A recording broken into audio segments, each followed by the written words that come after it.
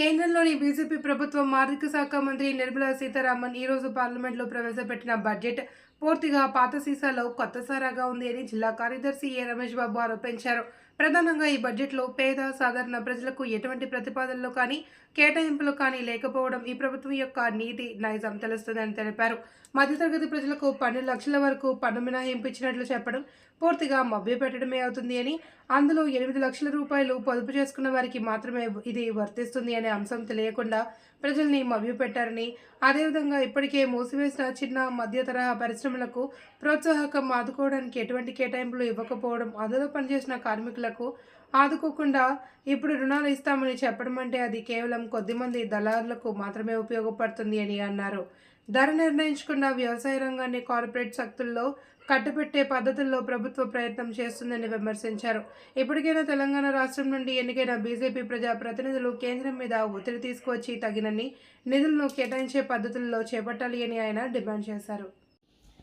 కేంద్రంలో బీజేపీ ప్రభుత్వం ఆర్థిక శాఖ మంత్రి నిర్మలా సీతారామన్ గారు ఈరోజు పార్లమెంట్లో ప్రవేశపెట్టినటువంటి బడ్జెట్ పాత సీసాలో కొత్త సారా మాదిరిగా ఉన్నది తప్ప దీంట్లో కొత్తదనం ఏమీ లేనటువంటి పరిస్థితి ఉన్నది.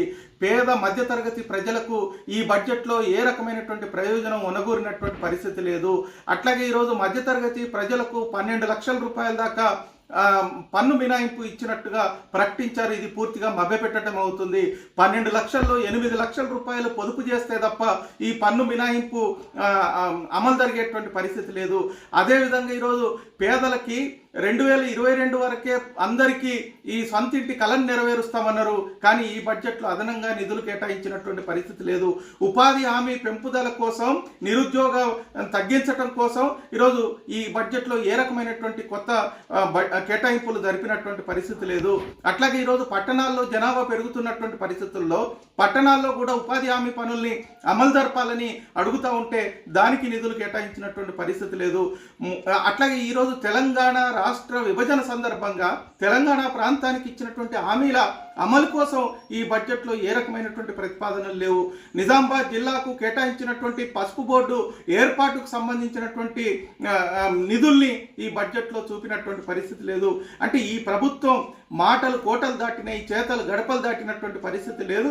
ప్రభుత్వ రంగ సంస్థల్ని క్రమక్రమంగా ప్రైవేటీకరించడం కోసం, వ్యవసాయ రంగాన్ని కార్పొరేట్ శక్తులకు అంటగట్టడం కోసం, ఈరోజు ఉపాధి కనీస వేతనాలు కార్మికులకు అమలు జరపకుండా ఈరోజు పని గంటలు పెంచే పద్ధతుల్లో ప్రభుత్వం నిర్ణయాలు ఉంటున్నాయి తప్ప కార్మిక వర్గాన్ని ఆదుకోవట్లేదు, పేదల్ని ఆదుకోవట్లేదు, మహిళల్ని ఆదుకోవట్లేదు, రైతులకి ఈరోజు మద్దతు ధరని నిర్ణయించినటువంటి పరిస్థితి లేదు. వ్యవసాయ రంగాన్ని కార్పొరేట్ కంపెనీలకి కట్టబెట్టాలని చూస్తూ ఉన్నది.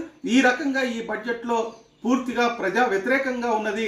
ఇప్పటికైనా ఈ ప్రాంతానికి సంబంధించినటువంటి మంత్రులు కానీ ప్రజాప్రతినిధులు కానీ కేంద్ర ప్రభుత్వం మీద ఒత్తిడి తీసుకొచ్చి తెలంగాణ ప్రాంతానికి అధిక నిధులు కేటాయించేటట్టు ప్రయత్నం చేయాలని సిపిఎం పార్టీగా డిమాండ్ చేస్తా ఉన్నాం.